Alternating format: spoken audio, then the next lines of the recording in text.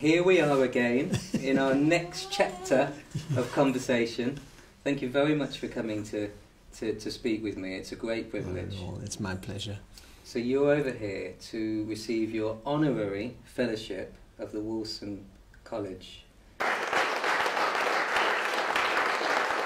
you tell us what does that mean to the average person? I guess, I don't know, but I guess it's because I've been doing quite a bit in terms of contributing to the nature, yeah, and also preserving the heritages up in Himalaya. Yes. That has been my passion, you know, ever since I was very young. I was very, very fond of doing that. Yeah. And plus, of course, I'm very fond of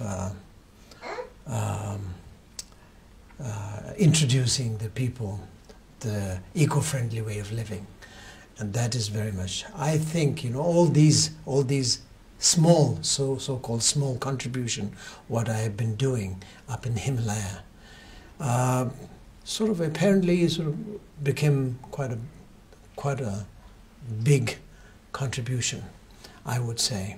So I think that is one of the reasons, and maybe there should be many other reasons. But why do you think you've been naturally drawn to help nature and to help people understand the connection? You said it very correctly. You know, that's to start with. I was really naturally I was doing it.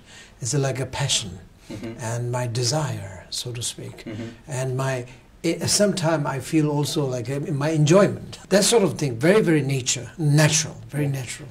But then at the end, not at the end, but of course, like recently, let's say maybe 10 years ago, I was also saying to myself, hey, you know, people should be copying this kind of contribution. People should be really I wouldn't say copying, but people should really be inspired. Yes. Otherwise, you know, what's the point? Yes.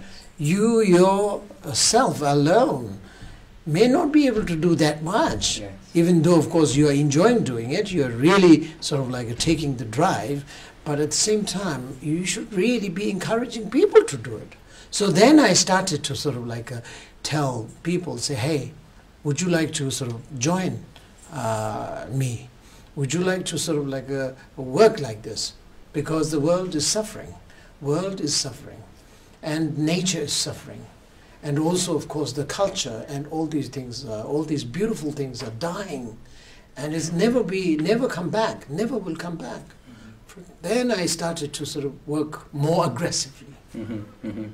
And more aggressive in the sense that, you know, I started to sort of calling people, mm-hmm, and say, join. So, of course, my bicycles, for instance, my bicycle tour, first few tours was joined by 20 people or 30, 40. But then now it becomes 1,000, several thousand, you know. It becomes you know, yes. like that, big group, yes, which is very good. But still I don't feel that it's enough. It has to really be encouraging almost the entire world, globally speaking, you know, really, so that the world will change into a beautiful place to live for generations and generations to come. Yeah. So of course we should really be contributing in that way, yeah, rather than just doing a very small scale. How can we encourage the other 7 billion people to get involved? Because that if we can you know, nail that, right, then right, you're absolutely right. We will change. I think I have to be optimistic about it. Mm-hmm. I have to be really working till the end of the breath. Yes. You know, I have to be working, and I will never. And also from a Buddhist point of view, there is more lives to come. Mm-hmm. You know, incarnations, more lives to come. Mm-hmm. So of course, lives and lives will be dedicated for the people, yes, and for the environment and for others. Yeah. So therefore, I will be dedicating myself forever. Yeah. Not till the.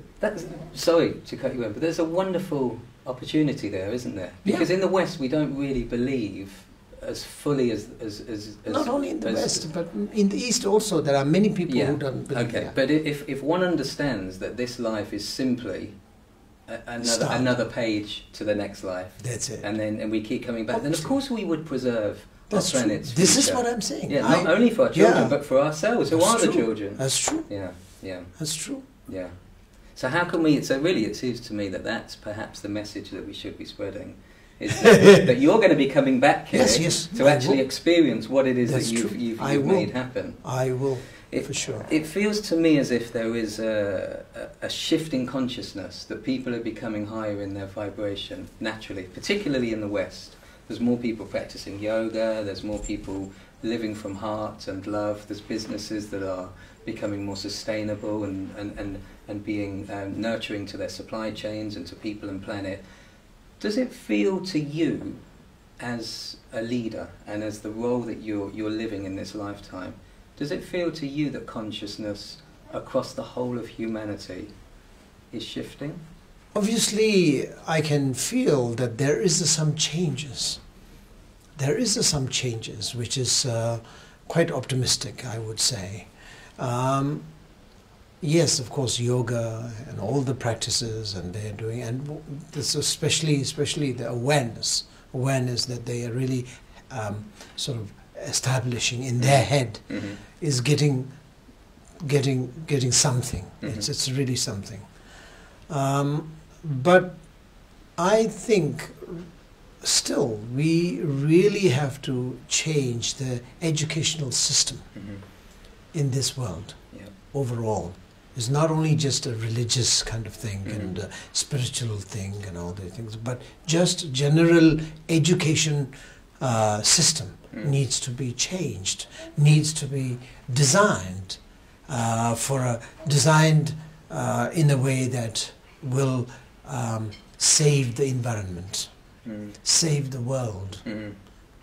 So it's the education, that kind of education that I'm talking about is just kind of education that gives you the constructive attitude rather than the destructive attitude. That is the thing, not just education.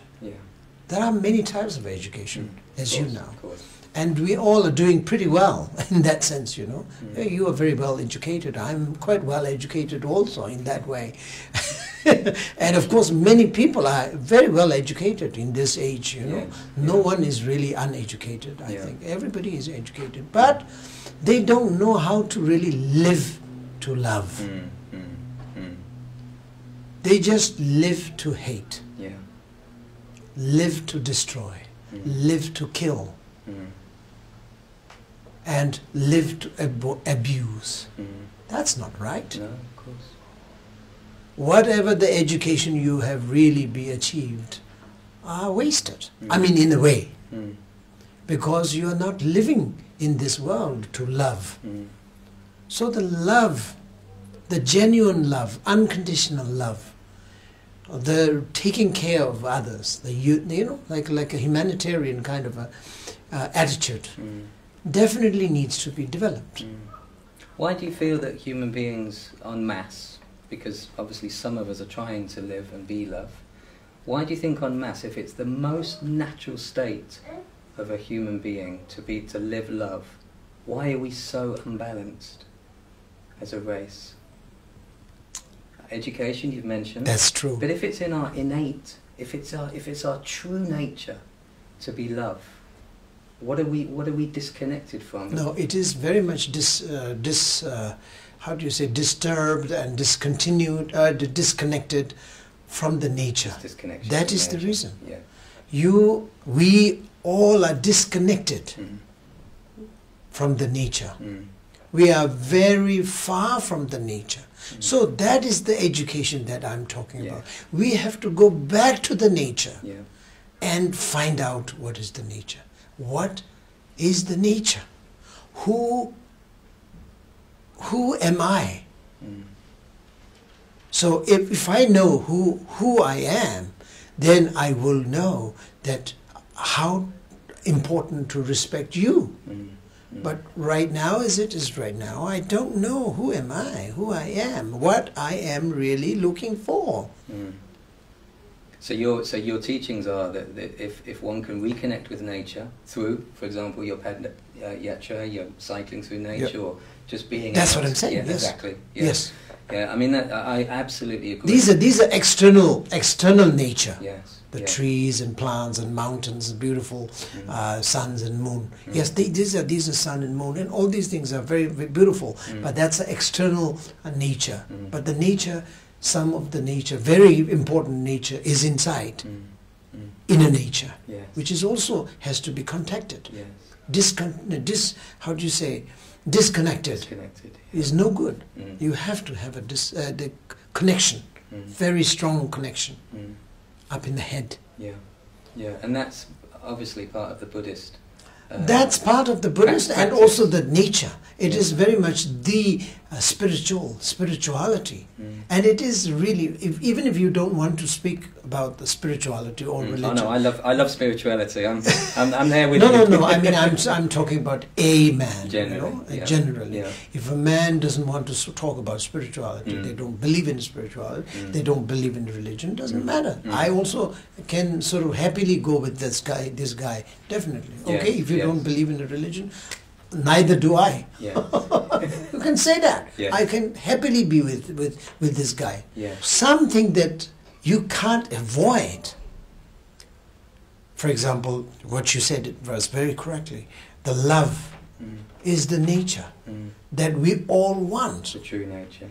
True nature. And also we all want. Including the trees and plants. Including everything, like animals. Small insects. They all want love. They are hungry for love. And we all know that. And what is the reason why you don't care? You asked me just a while ago. That is really very very valuable question. And it comes full loop. You're back to education. So if within education, whether it's parenting or school or church or whatever it might be, if we were taught to live love, then we'd have a very different. That's what I'm saying. Yes, that's what I'm saying. It's war, hate, control, power, greed, very sorry, economics, the whole thing. Very sad. So how are we going to change and get the script flipped and live from the other side? That's very sad. What you said was very sad, yes, actually.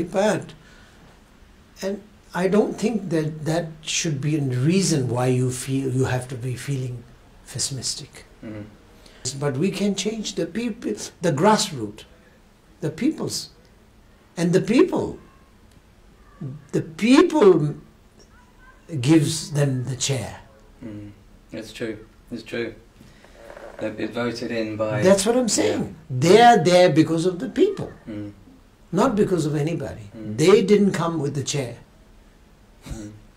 So what you're essentially saying is that each individual needs to take responsibility for themselves, begin to connect with their true nature, their true love, and then live to love, and that then will wash over. That's what I'm saying. Like we have 100 people.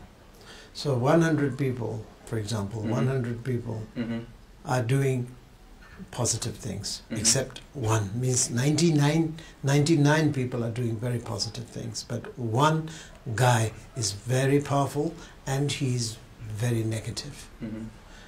He will not have any way to sort of like to stand by himself, because 99 people are very positive, goes against to his this thing, to his power or whatever, to his negativity.